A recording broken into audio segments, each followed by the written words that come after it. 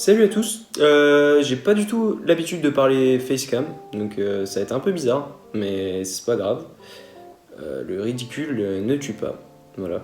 Je m'appelle Lucas, j'ai 20 ans, je suis en troisième année de licence langue étrangère appliquée, parcours anglais-suédois, à l'université de Lille. Et voilà, j'ai décidé de partir avec le programme Erasmus+, en Suède, voilà, pour faire ma troisième année. Donc je suis actuellement en Suède, voilà. Depuis, donc là je tourne cette vidéo, on est fin janvier. Pour dire que du coup je suis parti en Suède et je voulais montrer, parce que je sais qu'il y a pas mal de jeunes étudiants qui veulent partir aussi et qui savent pas forcément comment ça se passe, même si j'imagine que vos profs vous ont quand même bien préparé comme ils l'ont fait avec moi et les gens qui étaient dans ma promo. Mais voilà, je voulais, parce que je m'ennuyais aussi à cause du Covid, tout ça, tu connais. Et donc je voulais faire une vidéo qui montrait voilà, comment c'était vraiment un inside en fait, comment c'était vraiment à l'intérieur, quelle expérience c'était finalement, en vrai, en réel. Donc voilà, alors déjà je vais donner des petits conseils pour ceux qui partent avec Erasmus. Et après, je donnerai des éléments, des choses que j'ai pu voir, expérimenter en vivant là-bas, quoi, tout simplement, sans parler forcément d'Erasmus ou quoi que ce soit. C'est une vidéo pour aider les étudiants Erasmus, mais pas que, voilà, si la Suède vous intéresse, tout simplement, c'est aussi des choses qui peuvent vous intéresser, quoi. Alors du coup, je vais commencer déjà par les conseils Erasmus, avant de partir. Alors avant de partir, déjà ce qui est très important, et ça c'est une erreur que j'ai faite et que je regrette, c'est de ne pas avoir assez travaillé en suédois, tout simplement. Voilà, c'est-à-dire que avoir ta première année c'est bien, ta deuxième année c'est bien, mais ça suffit pas dans les faits, pardon. Il faut vraiment travailler son suédois en amont, parce que tous les Suédois parlent anglais, c'est vrai, ils le parlent même bien, mais c'est pas parce que tu sais parler anglais que ça te saoule pas au bout d'un moment de parler en anglais à quelqu'un. Et mine de rien, même si tu sais parler anglais, t'es quand même limité au bout d'un moment si tu parles pas la langue natale pour t'intégrer, quoi. Donc vraiment, travailler votre suédois, c'est vraiment important. Et moi, je l'ai pas assez fait. Et j'en chie un peu tous les jours à cause de ça, quoi. Donc après, tu peux y remédier facilement, hein, mais vraiment, mieux vous êtes dans votre suédois avant d'arriver, mieux c'est, quoi. Plus c'est simple de s'intégrer finalement. Alors ensuite, se préparer à partir... Ouais, parce que j'ai pris des petites notes sur le côté, parce que sinon la vidéo allait durer 1 heure, ça allait être horrible. Alors, se préparer à partir, j'ai écrit. Appréhension de l'inconnu, partir seul, loin de la maison, relation, tout ça. Alors, ouais, alors se préparer à partir, parce que finalement, c'est. Voilà. Alors, moi personnellement, j'avais déjà quitté la maison familiale avant pour venir à Lille, donc c'est pas quelque chose qui m'effraie, mais je sais par exemple que j'ai un très bon ami qui était venu avec moi et qui lui est resté qu'un semestre. Et il était jamais parti de la maison familiale et il l'a pas spécialement mal vécu, mais c'est vrai que voilà, la première fois que tu pars de chez toi, t'as plus tes parents, je sais pas, tes potes, voilà, t'es un peu désorienté, ça peut faire un peu bizarre en fait. Et donc voilà, mais c'est pas quelque chose dont il faut avoir peur, c'est pas forcément quelque chose de négatif, je pense qu'il faut voir ça plus comme un nouveau départ en fait. Voilà, une chance de rencontrer. Erasmus, c'est une chance avant tout. Enfin, après, je prends pas de commission sur chaque participant Erasmus, hein, c'est pas une pub que je fais, mais vraiment, c'est une chance. Hein, pouvoir rencontrer d'autres gens, expérimenter d'autres activités, d'autres cultures, voir d'autres choses. Et donc, du coup, c'est pas parce qu'on connaît pas, voilà, on a souvent tendance à avoir peur de choses qu'on connaît pas. Moi, je pense que voilà, avant de partir, il faut être vraiment déterminé et prêt à aller à l'aventure, quoi. Clairement, enfin, t'auras beau prévoir des choses, de toute manière, rien va se passer comme prévu, quasiment. Ça, il faut le savoir. À part si t'as vraiment bien fait ton truc et voilà. Mais généralement, rien ne va se passer comme prévu, surtout pour moi cette année à cause du Covid. Voilà, j'ai eu des changements d'avion, des vols annulés, j'ai raté des examens à cause de l'avion que je vais devoir refaire plus tard. Enfin voilà, c'est un peu la misère. Donc voilà, il faut bien se préparer. Pas vraiment se préparer, mais il faut en avoir conscience en tout cas, avant de partir. C'est quelque chose d'important. Voilà. Partir seul, c'est-à-dire que tu vas devoir te débrouiller tout seul. Il n'y aura personne pour t'aider, c'est vrai. Est-ce que c'est forcément une mauvaise chose ? Pas spécialement, parce que finalement ça te prépare un peu. C'est comme si tu rentrais beaucoup plus vite dans la vie d'adulte en fait. C'est-à-dire que quand t'es adulte, que tu sois en France ou je sais pas où, si t'as un problème, c'est ton problème. Tu dois savoir le régler toi-même et te prendre en main tout seul et voilà. Donc c'est une étape très importante aussi, je trouve, du développement personnel en tant que personne, de partir et de devoir se débrouiller tout seul comme ça. Voilà, donc tu n'auras personne pour t'aider quasiment, ou du moins à distance, et c'est pas plus mal finalement. La troisième chose aussi, c'est prendre son dossier au sérieux, le dossier Erasmus, le fameux. Voilà, il faut savoir qu'avant de partir, il faut faire un dossier. Voilà, donc ceux qui sont déjà dedans en ce moment le savent, mais pour ceux qui ne savent pas, avant de partir Erasmus, donc il y a une sélection. Il y a pas, tu pars pas comme tu veux. C'est une sorte de compétition un peu entre les gens de ta promo. Ils prennent pas tout le monde. Moi, pour ma part, pour cette année, il y avait 6 places. Ça tombe bien parce qu'on était à peu près 6 à vouloir partir. Voilà, en suédois, on n'était pas beaucoup dans la classe. On avait le choix entre Växjö ou Umeå. Umeå qui se situe dans le nord. Bon, moi j'ai pris Växjö, donc je suis actuellement dans le sud de la Suède en fait. À 5h, 4h30 de Stockholm en voiture à peu près. 3h30 en train. Donc voilà, c'est pas la porte d'à côté spécialement, avec l'avion, tout ça, mais franchement ça se fait. Enfin, en une journée de voyage, t'es arrivé quoi. Donc du coup ça va. Donc vraiment prendre le dossier au sérieux, s'y prendre à l'avance, vraiment, parce que, enfin, je sais pas si c'est juste moi qui suis pas doué ou si c'est normal, mais vraiment j'ai galéré comme un fou à faire mon dossier, à choisir les cours dans le catalogue de cours de l'université de là-bas. Il y a des centaines de cours parmi lesquels tu peux choisir. Sauf que c'est pas quand on te dit que les cours sont à la carte, c'est pas vraiment à la carte. C'est-à-dire qu'il faut quand même que tu respectes, surtout si tu pars en échange, il faut quand même que tu respectes la transférabilité des crédits. Des crédits voilà, pour valider tes matières. Si voilà, tu fais LEA, tu as du droit, du marketing, tout ça. Si tu fais par exemple, si tu vas en Suède et que tu fais que des cours de littérature et que tu fais pas de cours d'éco ou de droit, tu te rends bien compte que quand tu vas revenir en M1 ou en deuxième semestre de L3, voilà, tu vas avoir un gros problème, tu vas avoir des grosses lacunes dans ces domaines-là et ça peut te porter préjudice à l'avenir, quoi, tout simplement. Donc du coup, faut vraiment faire attention à ça. Et voilà, c'est tout ce que j'avais à dire sur le dossier finalement. En gros, c'est méga chiant, mais faut le faire vraiment sérieusement à l'avance parce que tu auras toujours des petites pièces manquantes, des choses comme ça. Voilà. Moi, je m'y suis pris un peu tard et franchement, j'aurais pas dû parce que c'était chaud. Rechercher un appart en avance, vraiment, parce qu'en Suède, il y a une sorte de, pas une crise du logement, mais c'est vraiment compliqué. Franchement, je regardais à Växjö, voilà, Växjö qui est une ville, mais qui est pas une ville, c'est pas dans les plus grosses villes de Suède non plus, quoi. Et t'avais des loyers, c'était pas Paris, mais c'était pas loin de Paris, quoi. Donc, sachant que les Suédois ont un niveau de vie, je vais pas dire un niveau de vie très élevé, parce que le coût de la vie est en adéquation avec les salaires qu'ils perçoivent finalement, mais c'est-à-dire que à peu près, je vais donner une moyenne. Il me semble que le salaire moyen français annuel est autour de 24 000 euros, si je dis pas de bêtises. Je dis peut-être une connerie, hein, j'en sais rien. Mais il me semble vraiment que c'est ça.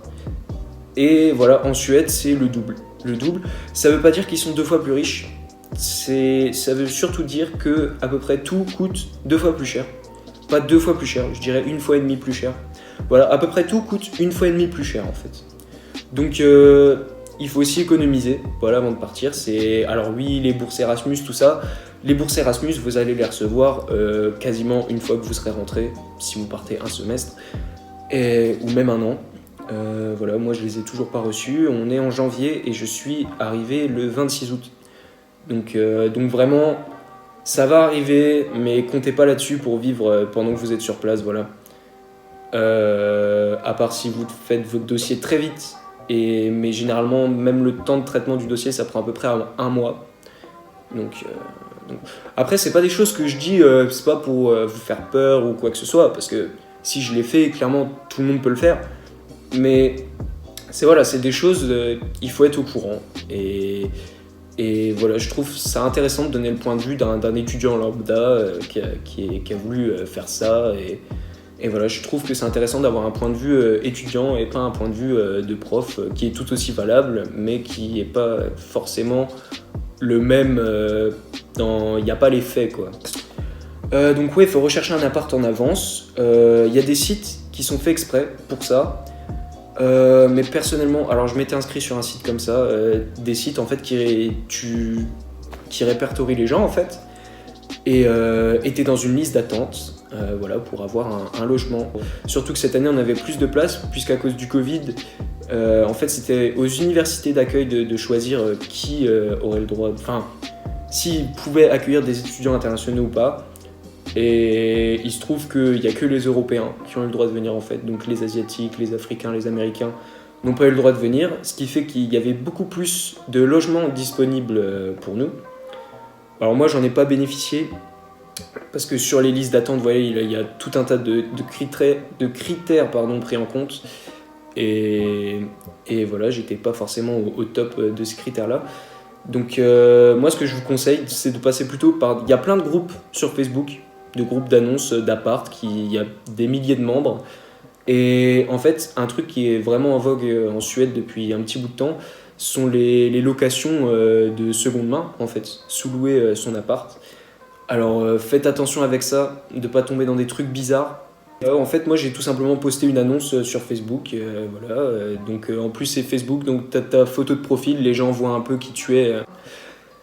Et ouais, voilà, donc j'ai posté une annonce, et après ça se fait des contacts par Messenger, tout ça, et au final ça se fait à l'amiable, quoi.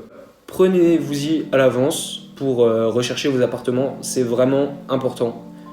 Sinon vous allez dormir dehors, quoi, tout simplement. Et il fait très froid la nuit, donc non, vraiment chercher, c'est important. Alors maintenant on va passer à la partie pendant la mobilité. Du coup, pendant la mobilité, c'est si formel, calme-toi Lucas. Non mais ouais, donc pendant que vous êtes là-bas, une fois que tu arrives là-bas, qu'est-ce qui se passe finalement ? Je dirais, voilà, comme je l'ai déjà dit avant, il faut avoir le goût de l'aventure, c'est-à-dire qu'il ne faut pas stresser pour rien dès que quelque chose ne se passe pas comme prévu, comme tu l'as voulu. Il faut savoir s'adapter en tout type de circonstances. Bon, alors là, quand j'en parle comme ça, on dirait que je parle de partir dans la jungle ou à la guerre ou je sais pas quoi. C'est tranquille, hein, ça va. Mais voilà, il y a... Je sais pas, par exemple, là pour revenir, j'étais rentré chez moi pour les vacances de Noël. Et pour revenir, bon, normalement le trajet met à peu près 7 heures. J'ai mis 17 heures pour le deuxième voyage, c'est bon, 17 heures. Voilà, donc à cause du Covid, d'ailleurs, l'avion qui est pas parti à la bonne date, voilà, qui change 3 jours avant, c'est possible aussi. Enfin bref, tu peux prévoir tout ce que tu veux, ça se passera probablement pas comme dans ta tête, comme tu l'as prévu finalement. Donc voilà, et c'est pas grave, il y a toujours une solution, il faut pas spécialement stresser, et c'est justement à ce moment-là qu'il faut se prendre en main. Et voilà, moi par exemple, je suis resté bloqué à Stockholm plusieurs heures dans la gare après être descendu de mon avion, parce que je suis un imbécile et que je ne sais pas lire des voies sur les panneaux, voilà, et je me suis trompé de voie, donc j'ai dû attendre genre 3 heures mon train à Stockholm pour retourner avec eux, et j'étais même pas sûr de retrouver un deuxième train, enfin voilà, il faut pas stresser pour rien, voilà, se mettre à pleurer dans la gare ou je sais pas quoi, ou envoyer des messages à sa mère désespérée. Non, vraiment ça sert à rien, et en plus généralement ta maman elle est gentille mais elle pourra rien faire. Donc du coup, point suivant, le ridicule ne tue pas. Je l'ai écrit en majuscule, c'est très important, je trouve en tout cas.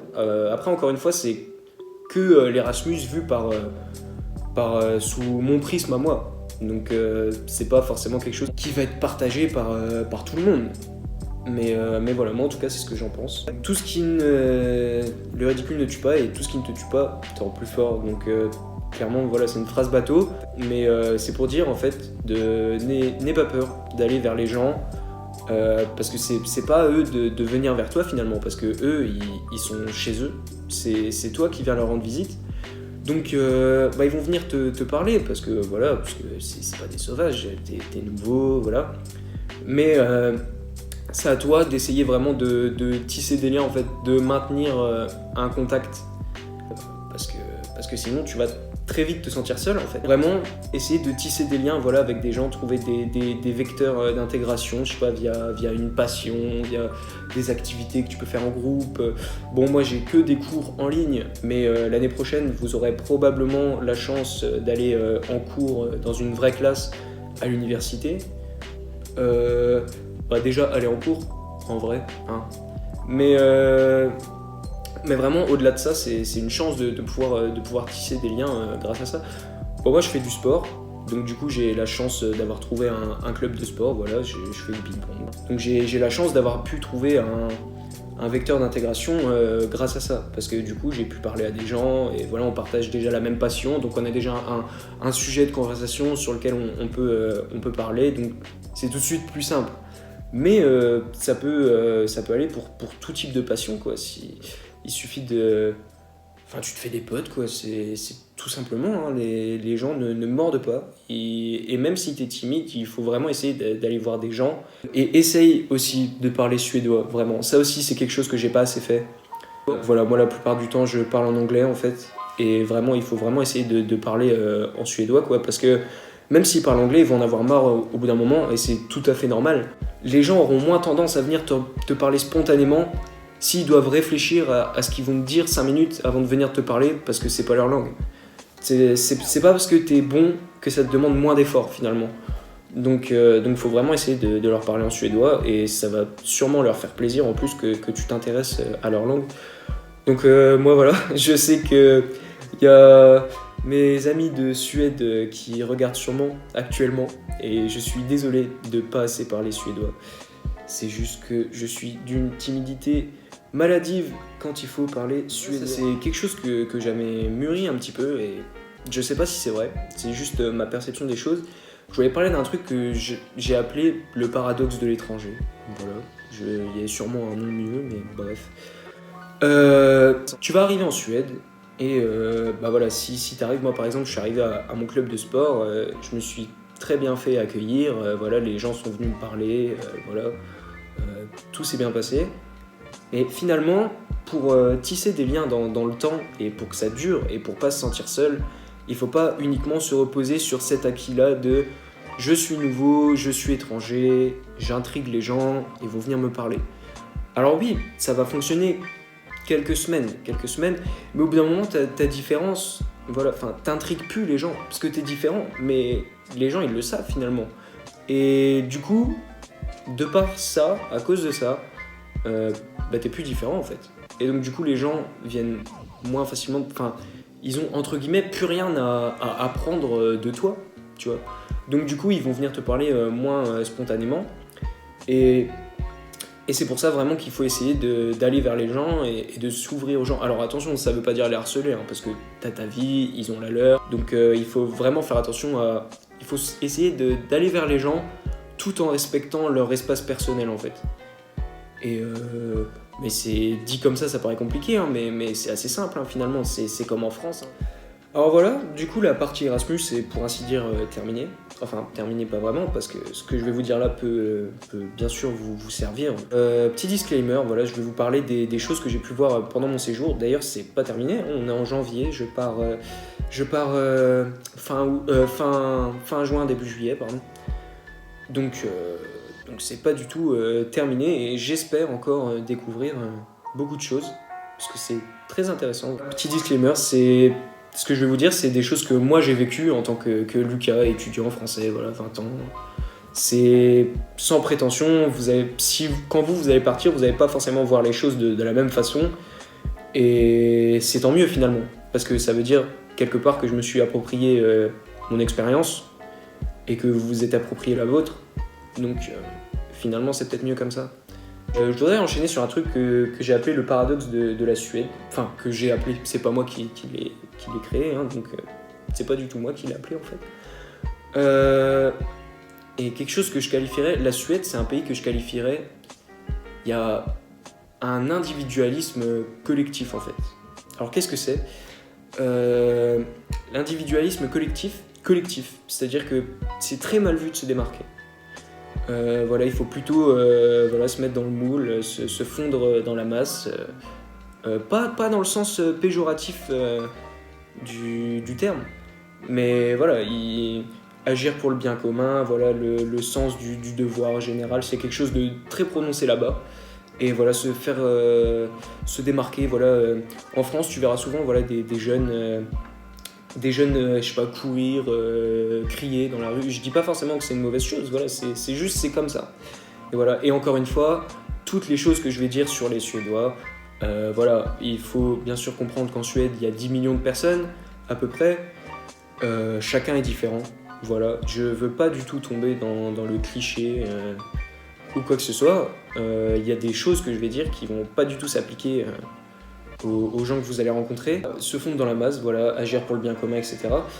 Mais en même temps, tu ne connaîtras sûrement pas tes voisins, et ils ne connaîtront sûrement pas ton nom non plus, même si c'est écrit sur ta boîte aux lettres, parce qu'ils iront pas voir, parce qu'ils s'en fichent en fait. Et ça les dérange pas du tout. Ils vont pas se dire, voilà, en France t'as tendance à connaître un petit peu tes voisins, tout ça. En Suède, pas du tout. C'est pas du tout une obligation de connaître ses voisins. Tu leur veux pas forcément du mal, tu vis ta vie, ils vivent la leur, tu t'en fous en fait. Enfin, ouais, tu t'en fous, on peut dire ça comme ça.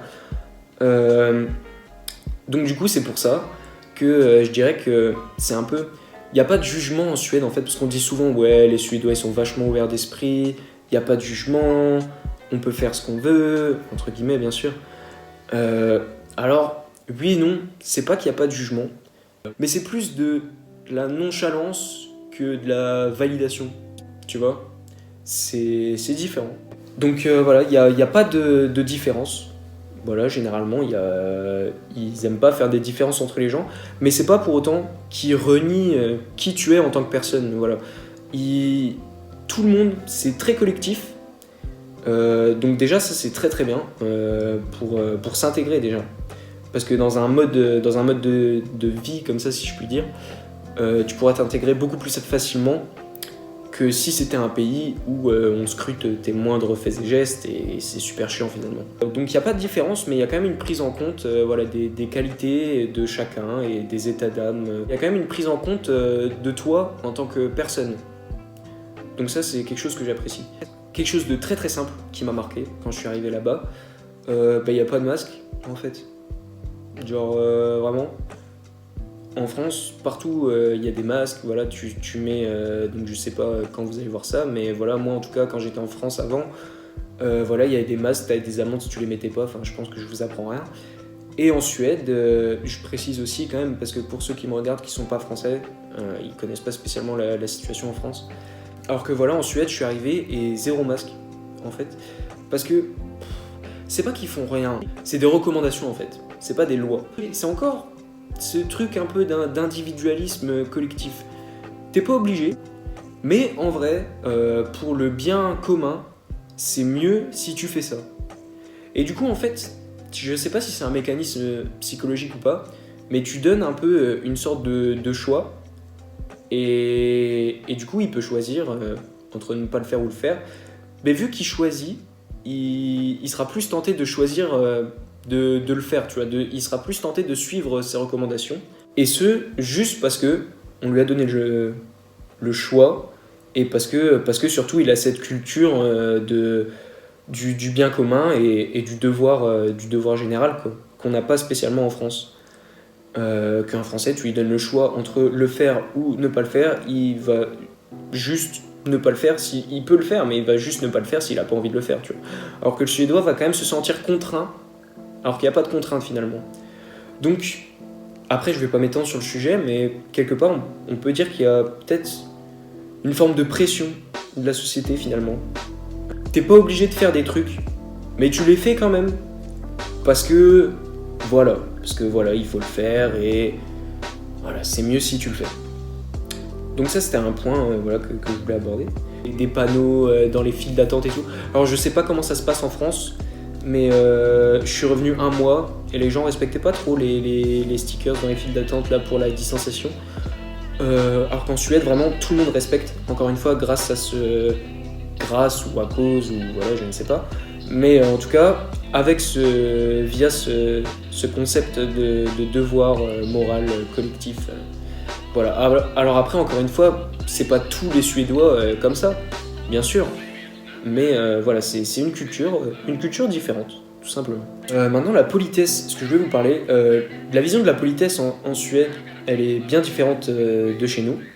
Chez nous, j'ai l'impression que ça consiste plutôt à prendre soin de l'autre par diverses attentions, en rajoutant des formes de politesse. Voilà, on prend soin de l'autre en faisant plus finalement.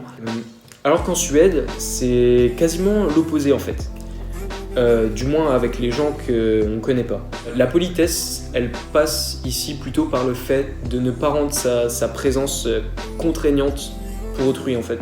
C'est-à-dire que tu vas sortir le matin dans ton jardin. Là, tu sors, tu vois ton voisin, vraiment tu le croises du regard, quoi. Tu le vois vraiment, et tu lui dis pas bonjour. En France, ça paraîtrait quand même méga mal poli. Si je ne m'abuse, voilà, ça paraîtrait quand même assez mal poli de faire ça. En Suède, pas du tout. Pas du tout. En fait, en Suède, c'est peut-être même un gage de politesse de faire ça.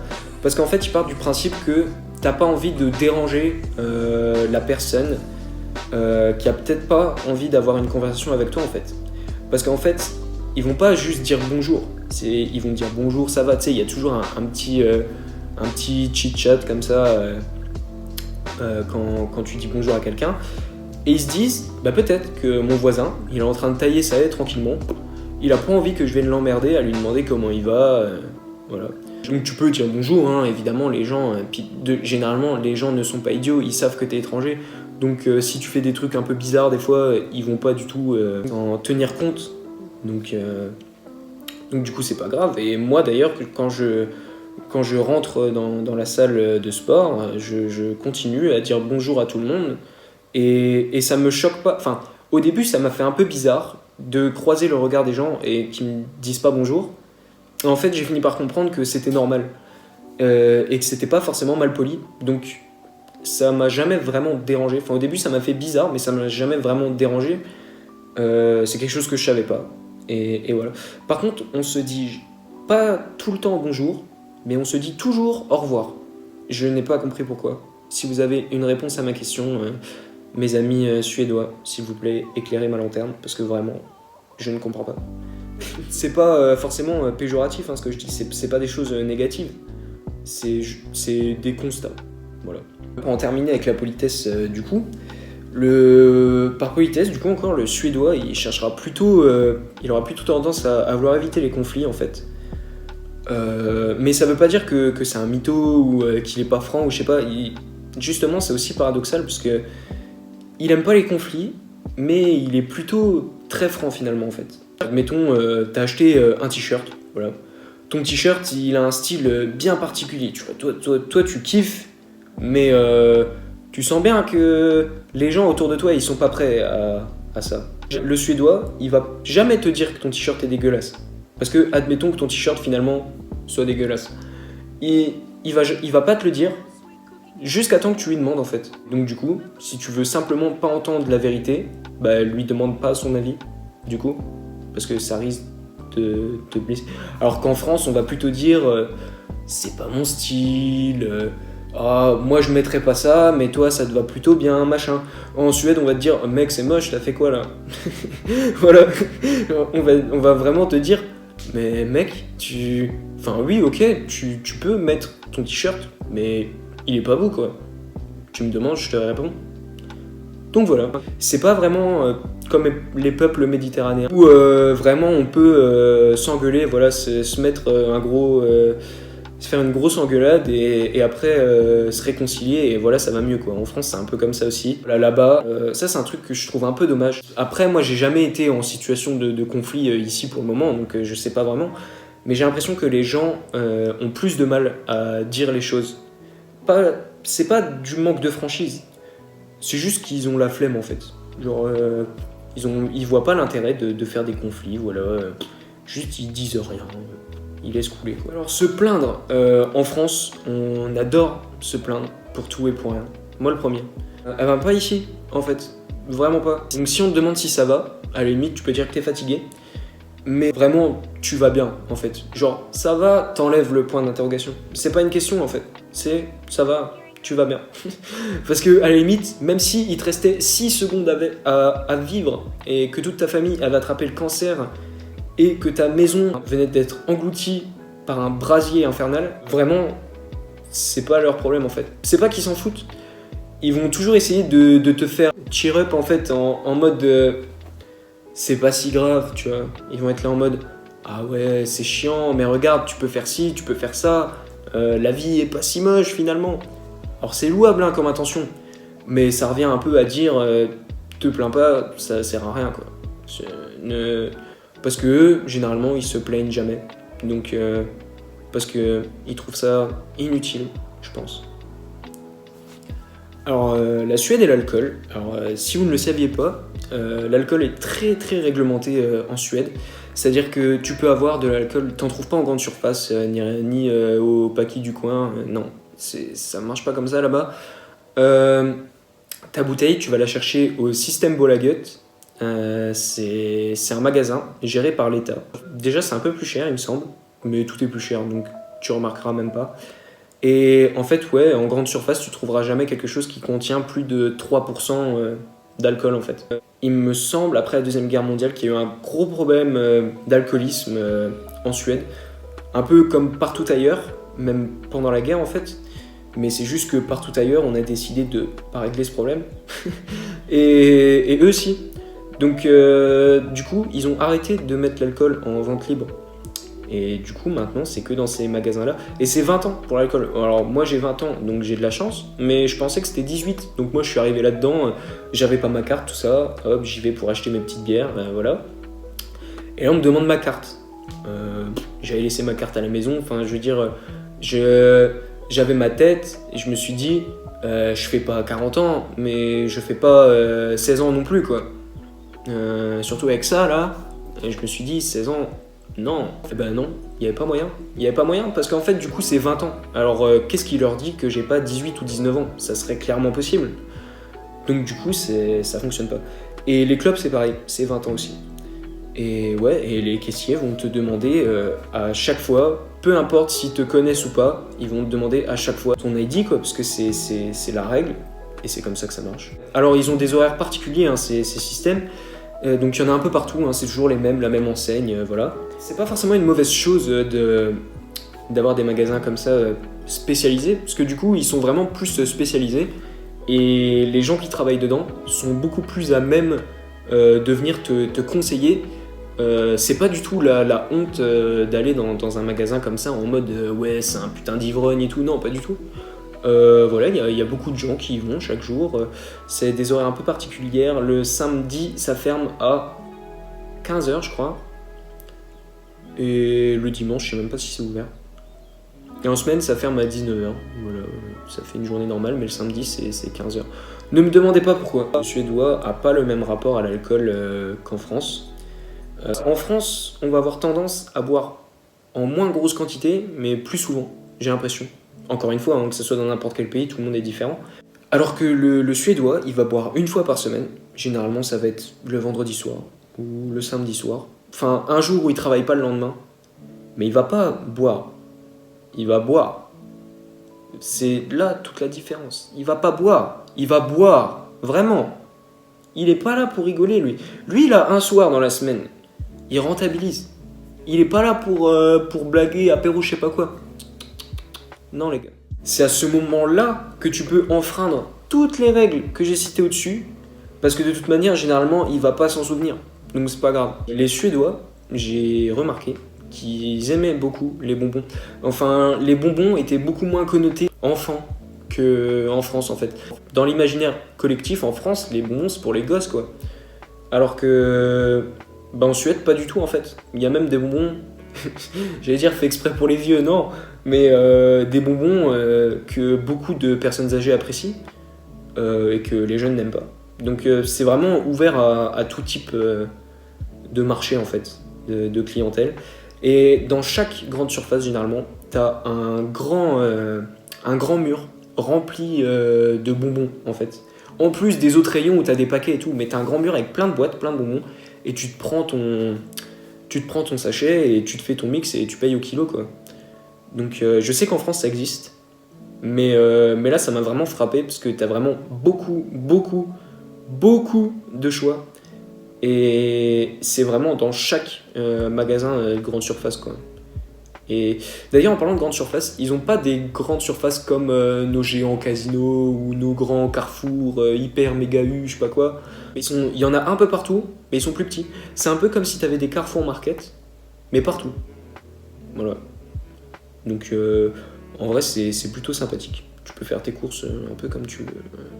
Voilà. Et il y a un système de recyclage aussi, comme en Allemagne il me semble qu'ils font ça aussi. Quand tu achètes une bouteille, voilà, une bouteille de coca ou une canette, tu peux aller la recycler. Non, c'est pas tu gagnes de l'argent, parce que c'est un prix qu'ils rajoutent à la bouteille à la base. C'est comme une caution en fait. C'est consigné en fait, tout simplement. Et en fait tu as une machine à la fin. Et donc quand tu les as finis, voilà, tu te ramènes avec ton sac de la semaine de bouteilles, je ne sais pas. Et tu le mets dans la machine et ça te donne des sous en fait. Après tu as un ticket et c'est automatique. Hein. Et après tu passes à la caisse, lui il te donne des sous. Alors je trouve que c'est bien, pas forcément pour l'argent, mais pour l'initiative de conscientiser un peu la population à la situation climatique un petit peu. Je trouve que c'est une bonne chose. Ouais, donc pour en revenir aux bonbons, la réglisse, je ne sais toujours pas. C'est comme le Covid, la Covid, je ne sais toujours pas. Mais je continuerai à dire du réglisse, et non pas du Covid, mais le Covid. Ça n'a pas de rapport. Donc le réglisse là-bas, c'est vraiment un truc de malade. Genre, alors moi, personnellement, je trouve ça ignoble, infâme, vraiment. Mais même moi, il y a des réglisses que j'ai mangées. Parce qu'en fait, t'as pas du réglisse, t'as des réglisses, plein de sortes différentes, partout. T'as même du réglisse salé, ils ont des bonbons salés. C'est la première fois de ma vie que je voyais ça. En fait, il y avait quelqu'un de mon équipe de ping-pong, voilà, on était en match. Il m'a ramené un gros sac de bonbons, tu vois, parce qu'il achète, voilà, il aime bien. Et il m'entend, hein, il me fait vas-y goûte. Donc, moi je pars à l'aventure, tu vois, je goûte. Et là, c'était un réglisse salé. Oh, j'ai jamais rien mangé de tel de ma vie. J'ai cul sec ma bouteille d'eau, direct. Ah bah pas le choix. On m'a pris c'est un guet-apens là, c'est plus une expérience là, c'était pas très bon. Mais je suis content de l'avoir fait. Au moins je sais que ça existe. Donc vous avez sûrement mangé des trucs pas bons. Mais mangez-les, parce que vous serez content de les avoir mangés. Voilà. C'est un conseil que je vous donne.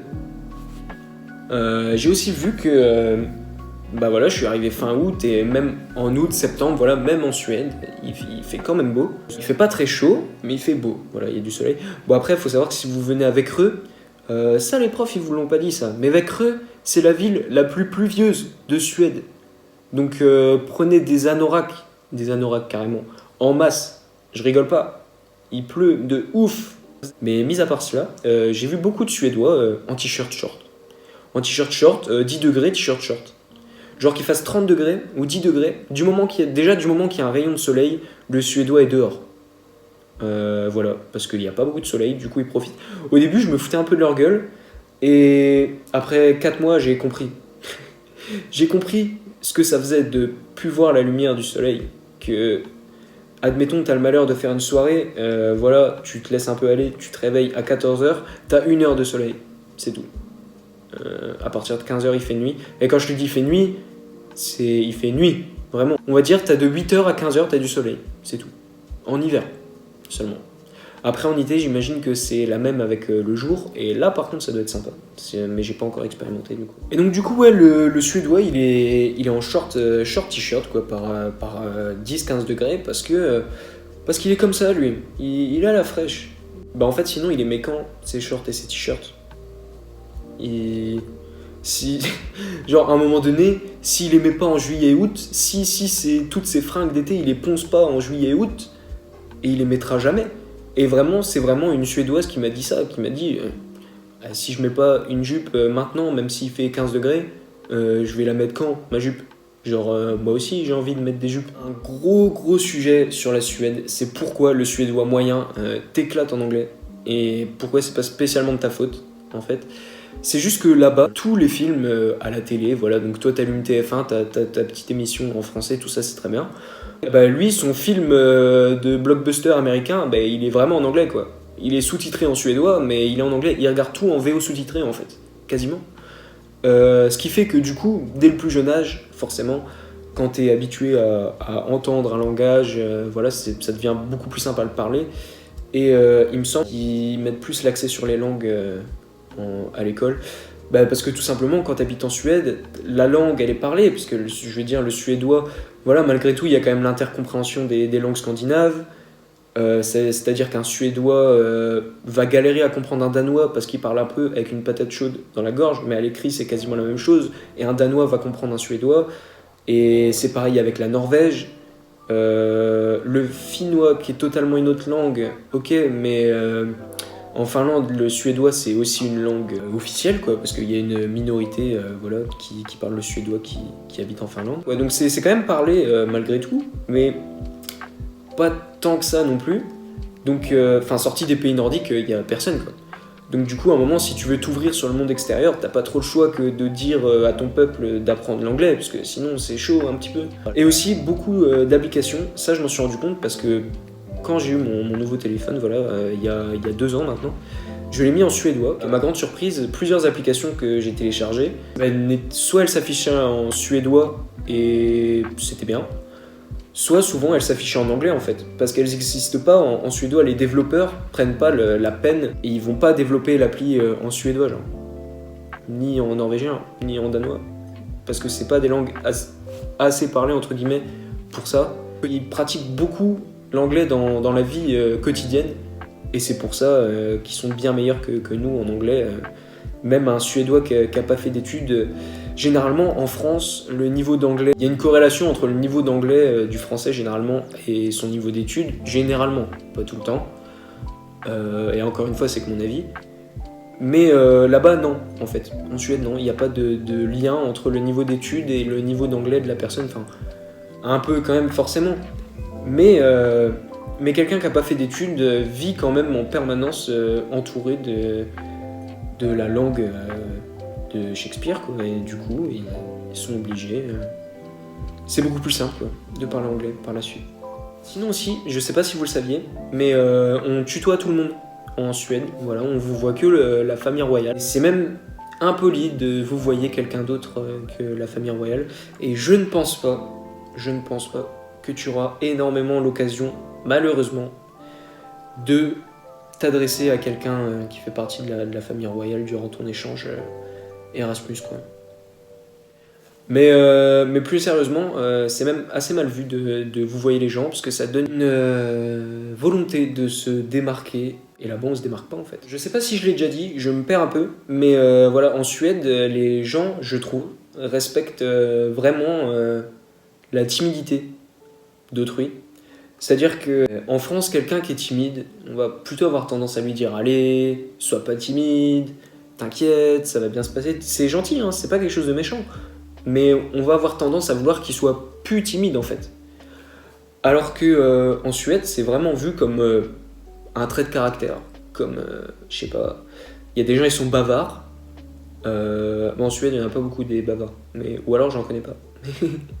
Mais voilà, lui il est bavard, lui il est timide. Genre c'est ok. C'est ok. Et les gens le savent, donc les gens vont pas aller saouler quelqu'un dont ils voient pertinemment qu'il est timide, maladif. Ils vont pas aller le saouler. Un autre truc, c'est que à l'heure, ça signifie souvent en avance, un peu en avance.